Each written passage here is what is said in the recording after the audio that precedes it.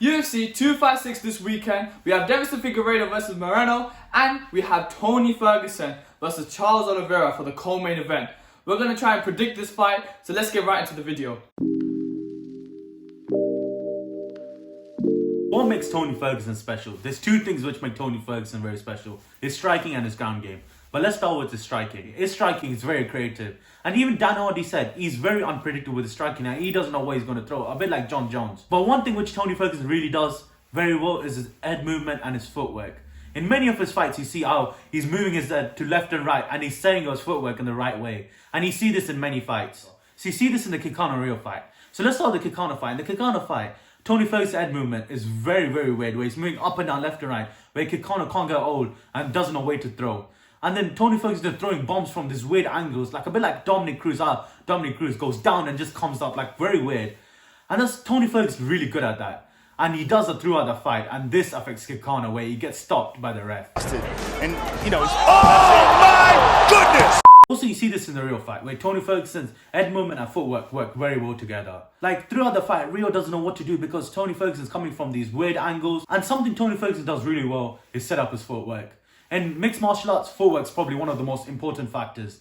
Where without footwork, you can't generate power. And that's what he does, where he sets out his footwork properly and he gets the uppercut on Rio. And Rio goes down and tries to scramble, and Tonyferguson does what he does best. Where he got him in a nice dolls choke and wins that fight. It leaps and bounds. Oh, good left hook by Ferguson. Rio's in trouble. Rio's A few moments later. technique. He loves this technique. He got it. Tonyferguson. Something else which Tonyferguson is really good at is the volume he throws and his ability to cut his opponents. Throughout his 12-fight win streak, you've seen the amount of times where opponents throughout the end of the fight are just bleeding. They're losing like so much liters of blood. Everybody who fights him looks like they fell off a train.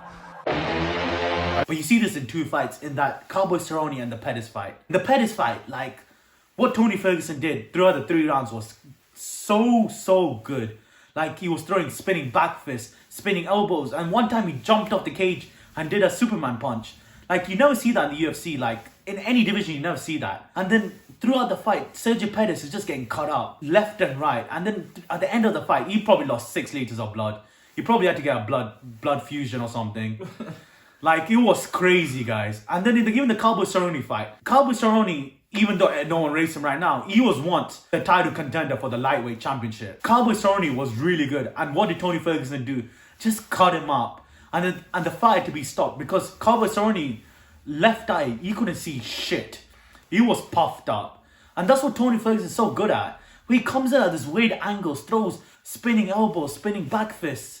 And you don't know what to do because you're bleeding and you're trying to block it, and then the volume he's throwing. Tonyferguson is really good at taking his opponents down and putting his dog choke. And you see this in the Vendetta fight, where Vendetta is so overwhelmed by the combos which Tonyferguson is throwing at him. He's trying to scramble. And this is where Tonyferguson thrives. Tonyferguson takes him down, and within seconds, he's so fluid in his transition, where he goes from top mount to back control so quickly. And then he puts Vendetta in a nice dog choke. And this can happen to Charles Oliveira if he's not careful. Charles Oliveira, the man that's tearing up the lightweight division with a 7-fight win streak at the moment. And all of them being finishes. He has 7 finishes in a row. So he ties him up with Chuck Liddell, who also had 7 finishes in a row. And then only Anderson Silva in history having the highest finishes in a row with 8. So he's already making history at the moment. But why is he able to finish guys so easily? It's because of his jiu-jitsu. His jiu-jitsu is on another level. When he grabs a hold of guys, they're literally lost in his guard. I'm not even surprised anymore, because like, he has the highest number of submissions in UFC history with 18. So he's literally finishing guys and runs over to his corner and he gives them a little shimmy. And he's like, oh, I just gave this guy a little cha-cha-cha. So who's next to get this cha-cha-cha? Cha-cha-cha. You know what I'm saying? What complements his jiu-jitsu really well is his striking. This man has a variety of tools in his striking toolbox. Like, this man is actually putting new skills before every fight into his striking. And you can see that evolve throughout his whole MMA career. He's throwing flying front kicks, flying knees, a back fist with a back kick. Like, he's mixing it up and making himself so unpredictable. Overwhelms his opponents and they just don't know what to do, and they make them panic. And as they're getting beaten up, they just panic. So the way he gets his submissions into play is by starting off with the striking. So he overwhelms guys, gets them to panic. So they think the safest option is to go in for the takedown. But once they go into a takedown with Charles Oliveira, out of all people, they get trapped. They get trapped into his guard and then they get submitted. We see this in the Tamor fight. So to finish off Tamor, Charles Oliveira throws an unorthodox elbow coming from below upwards. Literally like this.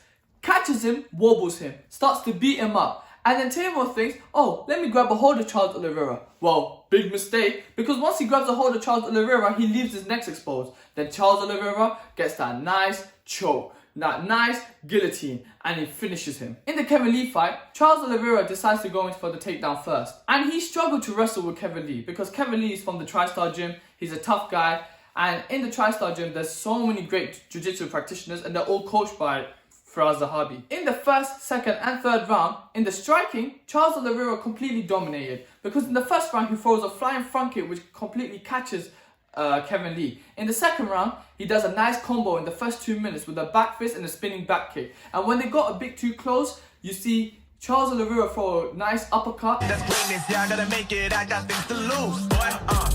And that forces Kevin Lee to go in for the takedown.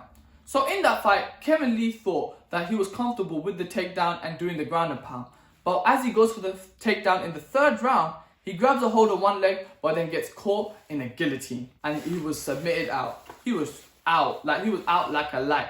You know, this is what Charles Oliveira does. He overwhelms you, makes you panic, and then forces you to go in for the takedown.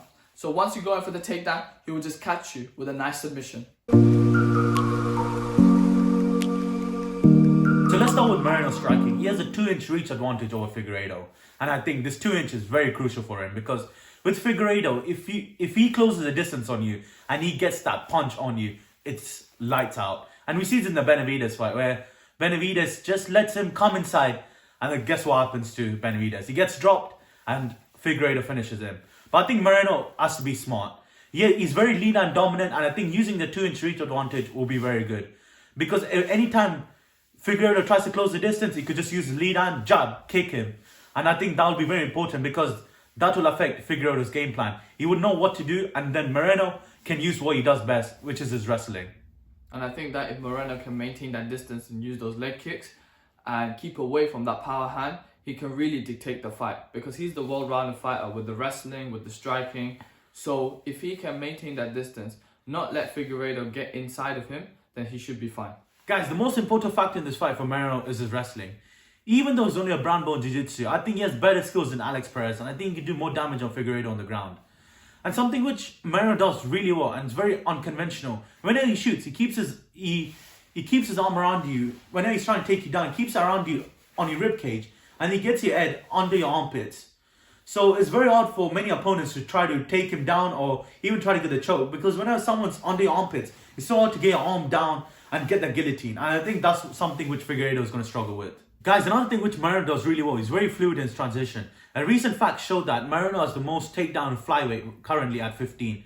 And he's so good at taking the opponent down, and then he's so fluid as soon as he gets in the ground. He's so fluid how he goes from side control to top mount, from top mount to back control. And I think this is not going to be easy for Figueiredo, because with Figueiredo, he's fought very, very generic and very old school Brazilian Jiu-Jitsu. But with like Moreno, he's very new school, he's very unconventional. And I think this is going to put Figueiredo off, and it's going to affect his game plan. And I think if it goes to the ground, I think Moreno will have a very good advantage over Figueiredo. Deiveson Figueiredo, the champion of the flyweight division. This man complained about not getting a fight night bonus.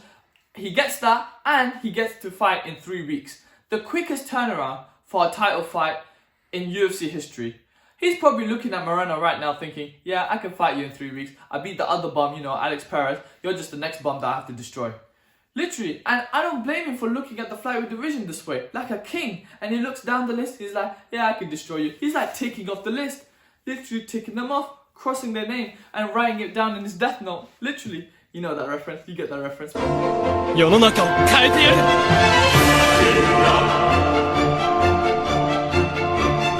Look at the way he destroyed Joseph Benavidez. Benavidez is a formidable opponent. Why? Because for so many years, he's been so close to getting the belt and not actually achieving that. Kind of like Tonyferguson in the lightweight division. And he makes it look so easy, Deiveson Figueiredo. Makes it look so damn easy. Knocking him down 3 times in the first round. The first fight, Oh my God! It's called second fight. Open for a counter shot. Oh, man. Again, that's a... And then finishing off with the submission. A few moments later. Oh, he's out. He's out. He's out. Deiveson Figueiredo is the new. And people thought Alex Perez, like myself, thought that Alex Perez could be some sort of a challenge to Deiveson Figueiredo. No, they scrambled for a few bits, and then, you know, a neck was exposed, and then he sees that with his peripheral vision, and then boom, submitted. This is terrible.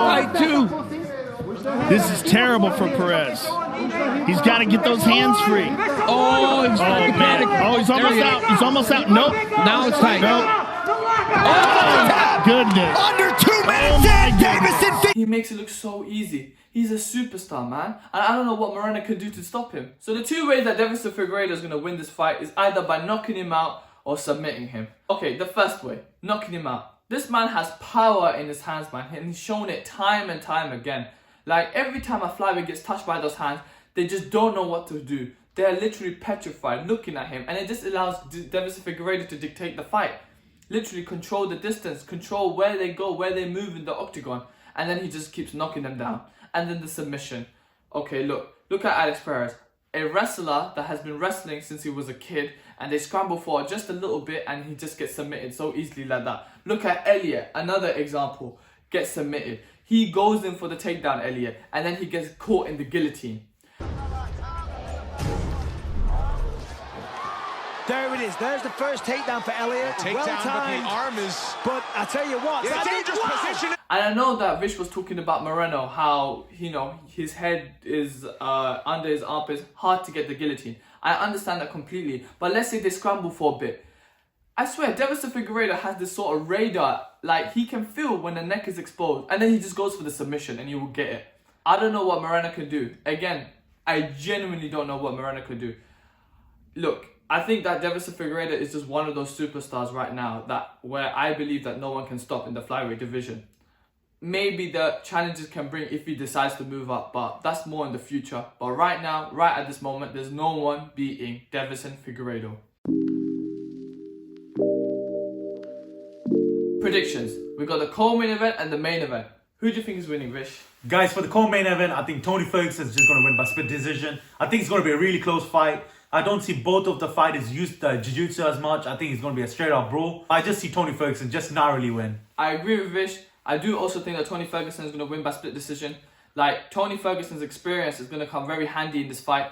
The only way that Charles Oliveira is going to win this fight is keeping him at a distance and using that variety of tools that he has in his striking toolbox.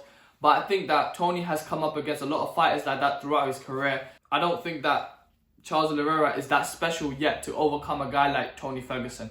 Tonyferguson is just a phenom and he always finds a way to win. If he grabs a hold of Charles Oliveira, he's just going to use those elbows and destroy him. So I do think that Tonyferguson is going to win by split decision and he's going to contend for the lightweight belt again. So Jeeshan, who do you think is going to win the main event? I think Deiveson Figueiredo. He's the king. He's the superstar. I think he's going to stop it with a knockout or TKO, whatever. Or even a submission. Either one, he's going to finish Moreno. I don't see anyone in the flyweight division that's going to contend with Deiveson Figueiredo. And plus, I don't think Moreno is that guy to stop Deiveson Figueiredo, stop that superstar, stop this train. You know, there's nothing that Moreno can do to stop Deiveson Figueiredo. So Deiveson Figueiredo is going to win by knockout or TKO. Guys, my head's telling me Figueiredo, but I'm also saying Moreno. So I'm going with Moreno. Viva la Mexico, viva la Moreno. And there's a reason why I'm going with Moreno. I think his wrestling is something which Figueiredo has never seen. He has very unconventional wrestling. And I think for 25 minutes, if he takes down Figueiredo, Figueiredo won't be ready for him. And I think he's going to win this fight by a decision, a unanimous decision, and he's going to use his wrestling and have control for most of that fight. So those are our predictions, guys, for the main event and the co-main event. So please like and please hit the subscribe button right over here. You know what you have to do. We have to get to 100 subs. And guys, please comment who do you think is going to win from the co-main event and the main event.